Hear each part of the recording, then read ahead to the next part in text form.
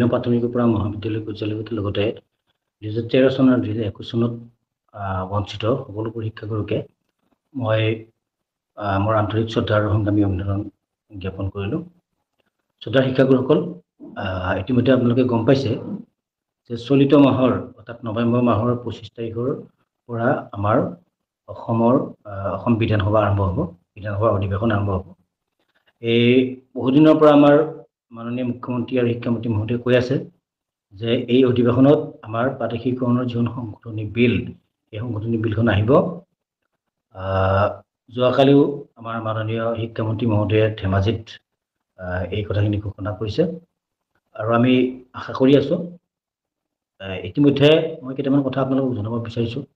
বহুত শিক্ষকে ফোন কৰি আছে যে কোনবিলাক শিক্ষানুষ্ঠান, আৰু মানে যোৱাকালি আমাৰ শিক্ষামন্ত্ৰী মহোদয়ে কৈছে যে 1-1-2006 চনৰ যিটো ভিত্তিবৰ্ষ, এই ভিত্তিবৰ্ষটো সলনি নহয়। য়েছ, এই কথাটো আমিও কৈ আছোঁ যে 1-1-6 চনৰ আগৰ যিখিনি শিক্ষানুষ্ঠান, আগৰ মানে যিখিনি শিক্ষানুষ্ঠান 1-1-6 চনৰ আগত স্থাপিত হৈছে, এই শিক্ষানুষ্ঠানখিনি প্ৰাদেশিকৰণৰ আওতাত আনিব লাগে। আৰু তাৰ কাৰণে আইনখনৰ কিছু কিছু ধাৰা আৰু উপধাৰা সংশোধনৰ প্ৰয়োজন আছে। এই ক্ষেত্ৰত LPMEৰ ক্ষেত্ৰতো মানে LPৰ ক্ষেত্ৰত নিয়মবিলাক অলপ বেলেগ ধৰণৰ, ME ক্ষেত্ৰত বেলেগ, হাইস্কুলৰ ক্ষেত্ৰত বেলেগ। LPMEৰ ক্ষেত্ৰত মানে কি হ'ব, LPৰ ক্ষেত্ৰত বিশেষকৈ মানে তেওঁলোকৰ যিটো ইনস্পেকশ্যন ৰিপৰ্ট, এই ইনস্পেকশ্যন ৰিপৰ্টটো কিন্তু 6 চনৰ আগত হ'ব লাগিব। তাৰপিছত তেওঁলোকৰ যিটো ইউডাইচ, এই ইউডাইচটোৰ ক্ষেত্ৰত আমাৰ চৰকাৰ আৰু আমাৰ মাজত অকণমান মতানৈক্য এতিয়াও হৈ আছে। আমি চৰকাৰক এতিয়াও আমি দাবী জনাই আছোঁ যে আমাৰ 19-20ৰ যিটো ইউডাইচ, এই ইউডাইচটোক ভিত্তি কৰি LP স্কুলে হওক বা অন্যান্য যিমান শিক্ষানুষ্ঠান আছে ইউডাইচ থকা, এই আটাইখিনি শিক্ষানুষ্ঠানক আওতাত ল'ব লাগে। এইটো চৰকাৰক আমি দাবী জনাই আছোঁ। সেই কথাটো সেই দাবীত আমি অটল আছোঁ।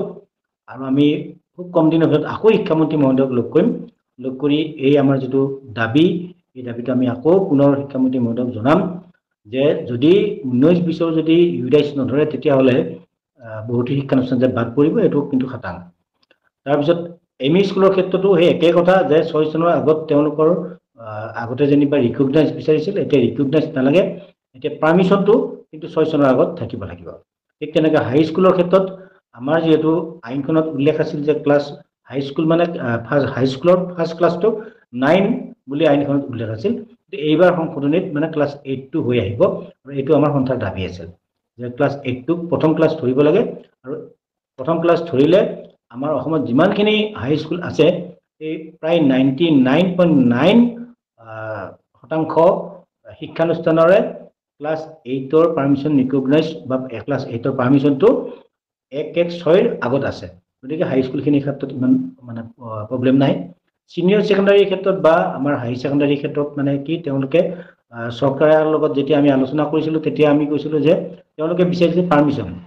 আমি এটা কথা কৈছিলোঁ যে পাৰ্মিশ্যনটো আমাৰ লগত থকা যিখিনি ছিনিয়ৰ ছেকেণ্ডাৰী শিক্ষক আছিল, তেওঁলোকে কৈছিল যে আমাৰ DSC পাৰ্মিশ্যন নাই, কিন্তু কাউন্সিলৰ আছে। তেতিয়া কিন্তু শিক্ষামন্ত্ৰী মহোদয়ে কাউন্সিলৰ পাৰ্মিশ্যন হ'লেও এইটো ভেলিড হ'ব বুলি কৈছিল।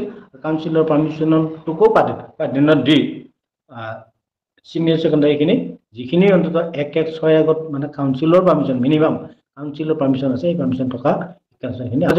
কলেজৰ কথাখিনি এনেকুৱা যে আমি গম পোৱা মতে বা আমাৰ লগত আলোচনা হোৱা মতে আমি দাবী কৰিছিলোঁ যে যিহেতু 1-1-6 আগত কনকাৰেঞ্চ নাই, গতিকে কনকাৰেঞ্চ নাই যেতিয়া তেওঁলোকৰ ইউনিভাৰ্চিটিৰ পাৰ্মিশ্যনে হওক বা মাটিৰ ডকুমেণ্টে হওক বা যিকোনো ভেলিড ডকুমেণ্ট, ইউনিভাৰ্চিটিৰ লেনদেন কৰা কোনো ফাইনেন্সিয়েল কিবা যদি ৰিচিপ্ট আছে, এইবিলাকক মানে গুৰুত্ব দি হ'লেও বা পাছবুকক গুৰুত্ব দি হ'লেও মানে প্ৰাদেশিকৰণৰ আওতাত ল'ব লাগে। কিন্তু চৰকাৰৰ ফালৰ পৰা এটা কথা স্পষ্ট কৰিছে যে মিনিমাম NOC-টো থাকিব লাগিব। NOC-টো থাকিব লাগিব তেওঁলোকৰ কলেজৰ ক্ষেত্ৰত। আৰু ইতিমধ্যে যিখিনি NOC থকা কলেজ আছে, এইখিনি আল্টিমেটলি কলেজখিনি গমাই পাইছে, তেওঁলোকক আল্টিমেটলি চিলেক্ট কৰা হৈছে। যিখিনি NOC 1-1-6ৰ আগত NOC নাই, এই শিক্ষানুষ্ঠানখিনিৰ ক্ষেত্ৰত আমি এতিয়াও চৰকাৰক দাবী জনাই আছোঁ যে তেওঁলোকৰ ক্ষেত্ৰতো কিছু ৰেহাইৰ ব্যৱস্থা কৰি তেওঁলোকক প্ৰাদেশিকৰণৰ আওতাত ল'ব লাগে। এই কথাখিনি আমাৰ চেষ্টা সদায় অবিৰতভাৱে চলি আছে। আৰু আগন্তুক 25 তাৰিখত বিধানসভাৰ অধিৱেশন হ'ব, আৰু 29 তাৰিখৰ দিনাখনে আমাৰ যিখন বিধেয়কখন গৃহীত হ'ব বুলি আমি আশা কৰি আছোঁ।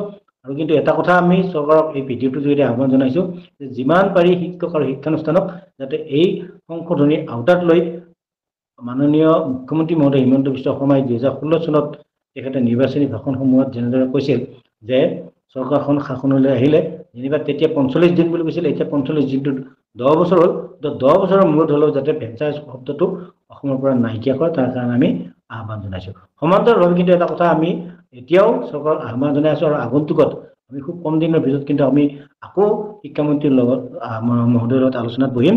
এই আলোচনাত আমি এটা কথা কিন্তু সদায় মানে লগত ৰাখিছোঁ, বা আলোচনাৰ মূল বিষয়বস্তু এইটো হ'ল যে 2001 আৰু 2001 মানে 2021 আৰু 2013 চনত বঞ্চিত যিসকল শিক্ষক কৰ্মচাৰী আছে তেওঁলোককো এই আইনৰ মানে সংশোধনীৰ আওতাত ল'বৰ কাৰণে আমি আকৌ পুনৰ দাবী জনাম। ইতিমধ্যে কিন্তু চৰকাৰে বিভিন্ন ধৰণে বা আমাৰ সন্মুখতে হওক বা অন্যান্য সংগঠনৰ সন্মুখতে হওক তেওঁলোকে প্ৰকাশ কৰিছে যে 2021 বা 2013 চন বা আগতে প্ৰাধিকৰণ কৰা যিবিলাক শিক্ষানুষ্ঠান, এই শিক্ষানুষ্ঠানবিলাকৰ বঞ্চিত বা ড্ৰপ হৈ থকা বা ডিপ্ৰাইভ হৈ থকা শিক্ষকবিলাকক তেওঁলোকে আকৌ পুনৰ প্ৰাধিকৰণৰ আওতাত নল'ম বুলি কৈছে যদিও আমি কিন্তু সদৌ অসম অপাধিকৃত শিক্ষক কৰ্মচাৰী সংস্থাই এইটো আমি এই দাবীত মানে অচল হৈ আছোঁ যে এই বঞ্চিত বা ডিপ্ৰাইভ টিচাৰসকলকো তেওঁলোকৰ উপযুক্ততাৰ ভিত্তিত তেওঁলোককো প্ৰাধিকৰণৰ আওতাত ল'ব লাগিব। এইটো আমি দাবী জনাই আছোঁ, আৰু আগন্তুকত আমি খুব সোনকালে আকৌ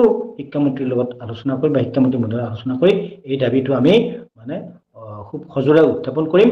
আৰু এই ক্ষেত্ৰত মই সকলোৰে আশীৰ্বাদ বিচাৰিছোঁ, যাতে সকলোকে আশীৰ্বাদ কৰক, যাতে এই আইন সংশোধনীৰ সমান্তৰালভাৱে যাতে নিৰ্বাচনৰ আগে আগে অৰ্থাৎ 26 নিৰ্বাচনৰ আগে আগে যাতে আমাৰ প্ৰাদেশিকৰণ যিটো প্ৰক্ৰিয়া, এই প্ৰক্ৰিয়াটো যাতে সম্পন্ন হয়, তাৰ কাৰণে আমি চৰকাৰৰ ওচৰত হেঁচা দিব পাৰোঁ।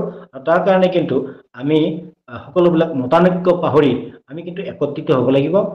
মানে নিম্ন প্ৰাথমিকৰ পৰা একদম মহাবিদ্যালয় পৰ্যায়লৈকে যিখিনি শিক্ষানুষ্ঠান নতুন তালিকাভুক্ত বা তেওঁলোক প্ৰাধিকৰণৰ যিটো সংশোধনীৰ আওতা, এই আওতাৰ ভিতৰত যিখিনি শিক্ষানুষ্ঠান আহিব, এওঁলোক যদি আমাৰ সংস্থাৰ লগত সহযোগত থাকে, নিশ্চয় আমি অহোপুৰুষাৰ্থ কৰিম যাতে 26 নিৰ্বাচনৰ অধিসূচনাৰ আগে আগে আমি প্ৰাদেশিকৰণৰ প্ৰক্ৰিয়াটো সম্পন্ন কৰিব পাৰোঁ।